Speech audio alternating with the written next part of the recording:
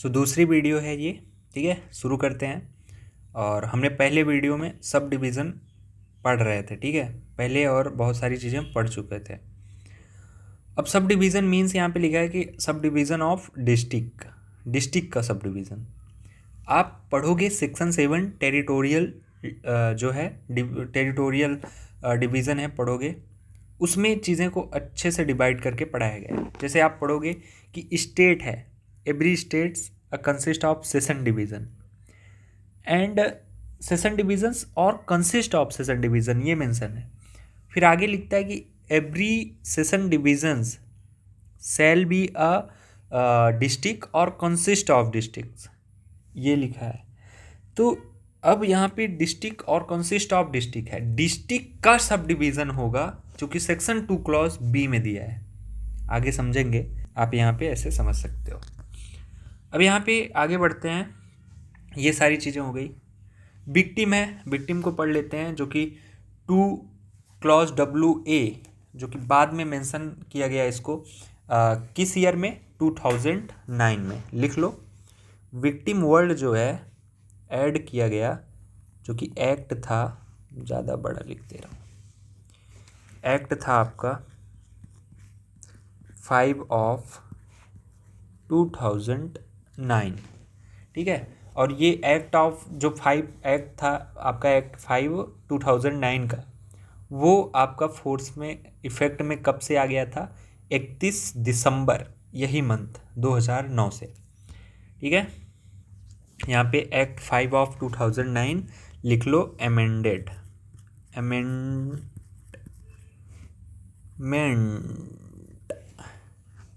ठीक है। इतना समझी जाओगे।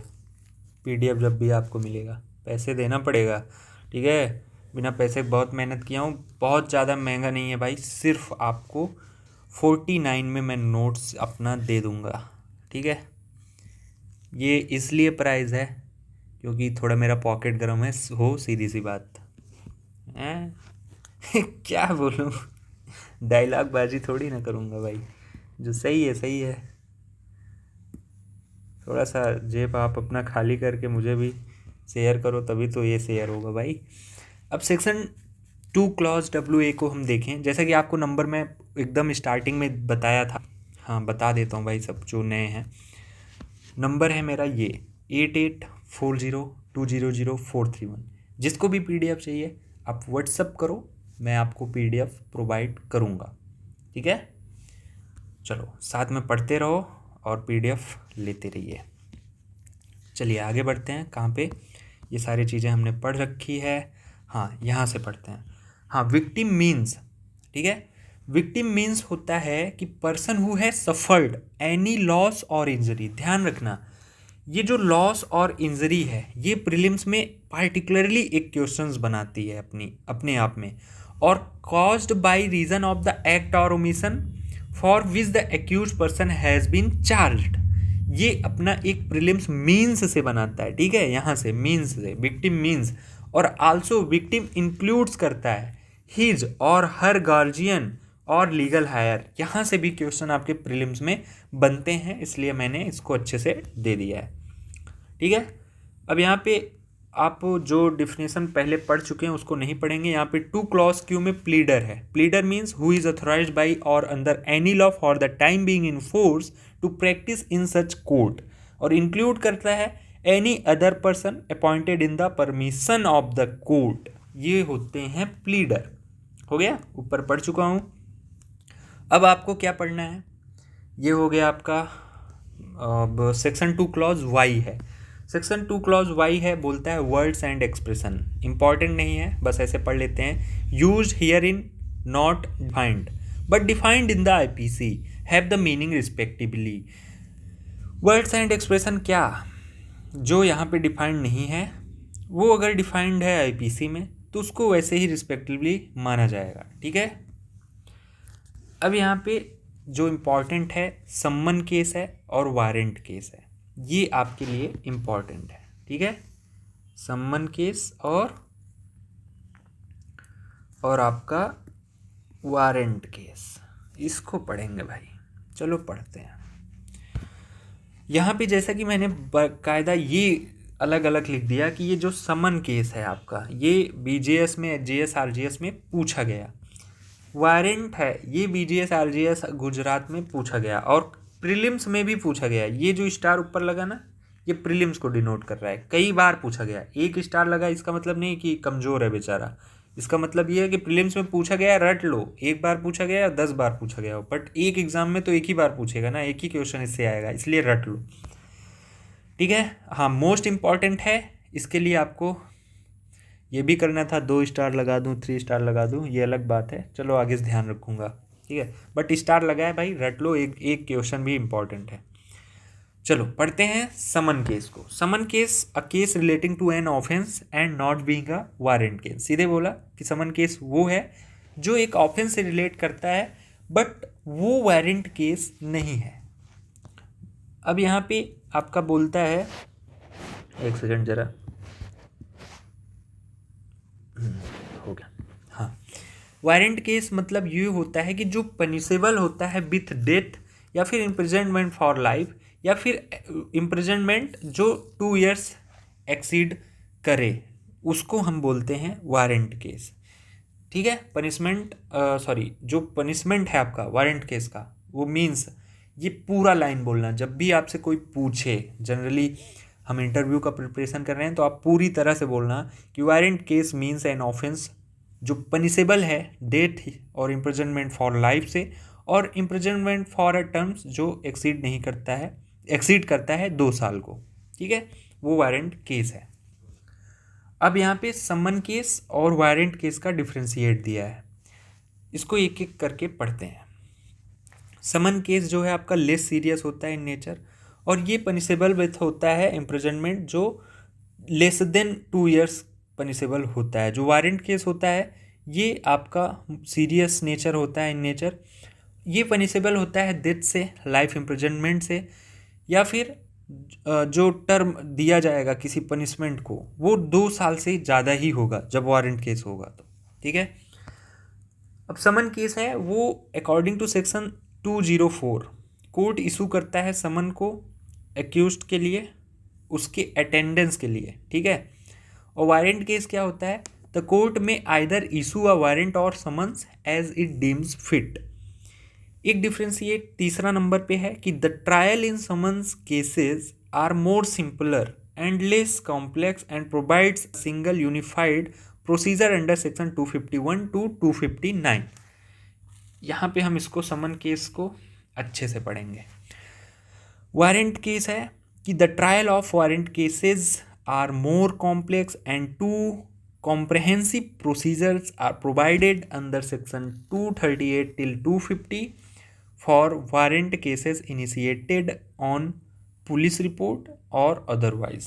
देखो एक चीज़ समझो, जब मैं भी डिफिनेशन क्लॉज में समन केस और वारंट केस पढ़ रहा था तो बहुत कंफ्यूज था, चीज़ें नहीं समझ आ रही थी। जब यहाँ पे जो लिखा है under section 251 to 259 summon case, warrant case पढ़ोगे 238 टू 250, तब जाके चीज़ें अच्छे से क्लियर होंगी आपके माइंड में।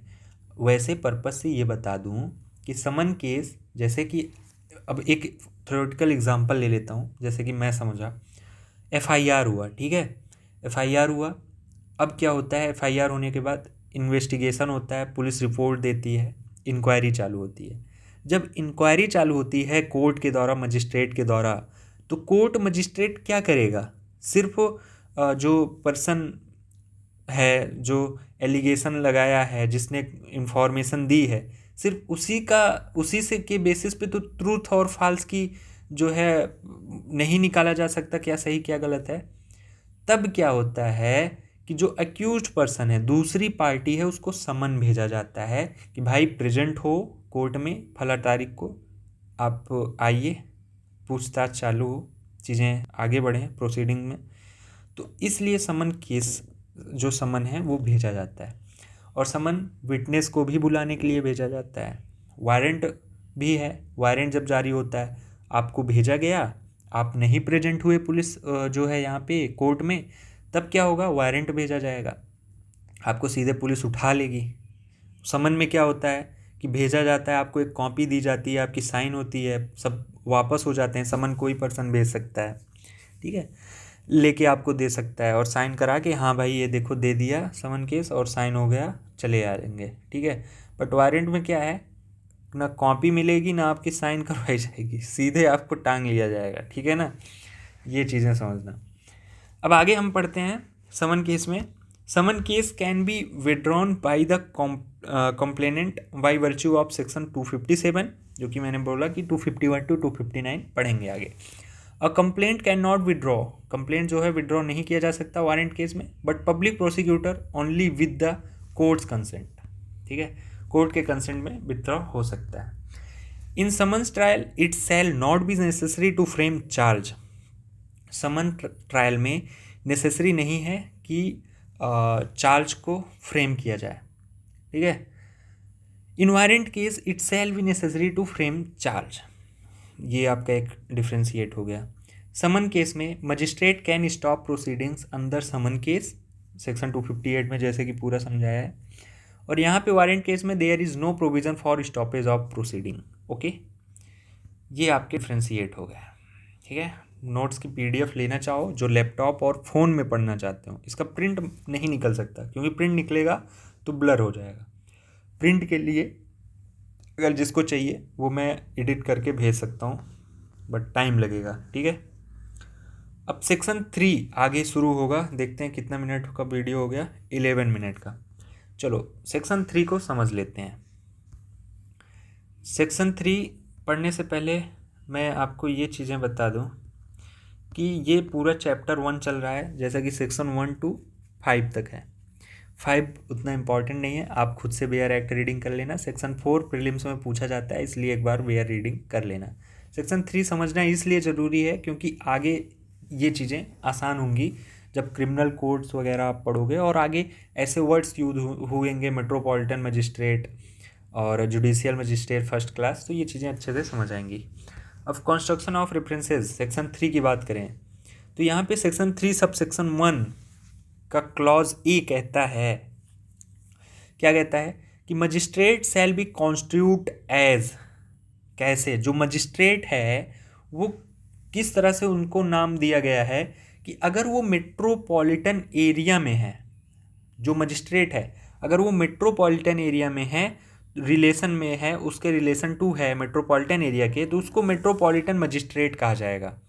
अगर मेट्रोपॉलिटन एरिया के आउटसाइड है तो उसको जुडिशियल मजिस्ट्रेट कहा जाएगा, ठीक है, समझ में आई। ये हो गया आपका। अब यहाँ पे सेक्शन 3 सब सेक्शन 1 क्लॉज बी क्या कहता है, मजिस्ट्रेट ऑफ सेकेंड क्लास को किस तरह से कॉन्स्टिट्यूट किया जाएगा। मेट्रोपॉलिटन एरिया जैसा दिल्ली है वहाँ पे जो मजिस्ट्रेट ऑफ सेकेंड क्लास है, हालांकि इसका मजिस्ट्रेट ऑफ सेकेंड क्लास कोई जब पे एग्ज़ाम दे के पहुँचता है वहाँ पे तो नहीं बनता है, डायरेक्ट फर्स्ट क्लास बनता है, ठीक है। बट यहाँ पे मेंशन्ड है तो इसलिए पढ़ लो, बहुत सारी स्टेट में भी ऐसे हैं सेकेंड क्लास के प्रोविजंस। तो मजिस्ट्रेट ऑफ सेकेंड क्लास जिस भी मेट्रोपॉलिटन एरिया में है तो उसको किस तरह से कॉन्स्टिट्यूट किया जाएगा, मेट्रोपॉलिटन मजिस्ट्रेट, समझ में आई बात। और यहाँ पे मेट्रोपॉलिटन मजिस्ट्रेट ही मेट्रोपॉलिटन एरिया में फर्स्ट क्लास जो होगा उसको मेट्रोपॉलिटन मजिस्ट्रेट ही बोला जाएगा। तो ये चीज़ गांठ बांध लो कि मेट्रोपॉलिटन एरिया में जब भी मजिस्ट्रेट को कॉन्स्टिट्यूट नेम का बात आए तो वो मेट्रोपॉलिटन मजिस्ट्रेट वर्ड यूज हुआ होगा, चाहे वो फर्स्ट क्लास हो चाहे वो सेकेंड क्लास हो या फिर वो मजिस्ट्रेट किसी प्रकार का हो, ठीक है। बट मेट्रोपॉलिटन के एरिया के अलावा जो एरियाज़ हैं वहाँ पे मजिस्ट्रेट ऑफ सेकेंड क्लास को बोला जाएगा जुडिशियल मजिस्ट्रेट सेकेंड क्लास, और मजिस्ट्रेट ऑफ फर्स्ट क्लास को बोला जाएगा मेट्रोपॉलिटन एरिया के outside judicial magistrate first class. Clear, आगे बढ़ते हैं। अब यहाँ पे दिया है डी में, डी आप अच्छे से प्रोनाउंसिएशन करना, सेक्शन 3 सब सेक्शन 1 क्लॉज डी। इसमें बोला गया कि जो चीफ जुडिशियल मजिस्ट्रेट है वो अगर मेट्रोपॉलिटन एरिया के रिलेशन में है तो उसको कॉन्स्टिट्यूट किया जाएगा चीफ मेट्रोपॉलिटन मजिस्ट्रेट। जुडिशियल में आपके मेट्रोपॉलिटन जुड़ गया बस। और आउटसाइड आपका सीजीएम है ही, मतलब चीफ जुडिशियल मजिस्ट्रेट ही कहा जाएगा, कॉन्स्टिट्यूट किया जाएगा, ठीक है। अब सेक्शन 3 का सब सेक्शन 2 है, वो क्या है, कोर्ट ऑफ जुडिशियल मजिस्ट्रेट। इसीलिए मैं यहाँ पे चीफ लिख दिया क्योंकि कोर्ट भी है, इसको भी हम शॉर्टकट में CJM लिख सकते हैं, तो इसलिए कन्फ्यूज़न ना हो इसलिए मैंने कोर्ट को यहाँ पे मेंशन कर दिया है। ठीक है, अब यहाँ पे कोर्ट ऑफ जुडिशियल मजिस्ट्रेट अगर मेट्रोपॉलिटन एरिया के में है तो उसको कोर्ट ऑफ मेट्रोपॉलिटन मजिस्ट्रेट बोला जाएगा, जुडिशियल के स्थान पे मेट्रोपॉलिटन ऐड हो जाएगा अगर वो मेट्रोपॉलिटन मजिस्ट्रेट एरिया में है तो। ठीक है, अब सबसेक्शन 3 को पढ़ें तो unless the context otherwise requires any enactment before the commencement of this court, magistrate of first class constituted JM first class judicial magistrate first class, magistrate of second class judicial magistrate second class, presidency magistrate और chief presidency magistrate, metropolitan magistrate और chief metropolitan magistrate. अब यहाँ पे clause D है, metropolitan area के लिए reference to a magistrate of first class और second class, ये देखो मेट्रोपॉलिटन मजिस्ट्रेट, जो कि हमने यहाँ पे सब चीज़ें पढ़ रखी है सब सेक्शन 1 में। तो ये हो गया 3 और 4 में, ये इम्पॉर्टेंट नहीं है, sub section 4 under any law other than this code, इसको मैं इम्पॉर्टेंट नहीं समझा इसलिए नहीं लिखा, इतना इम्पॉर्टेंट था। सेक्शन 4 है, इसको एक वेयर रीड कर लेते हैं, trial of offences under IPC और अदर लॉज। सब सेक्शन 1 कहता है कि all offences under IPC shall be investigated, inquired into, tried etcetera hereinafter content.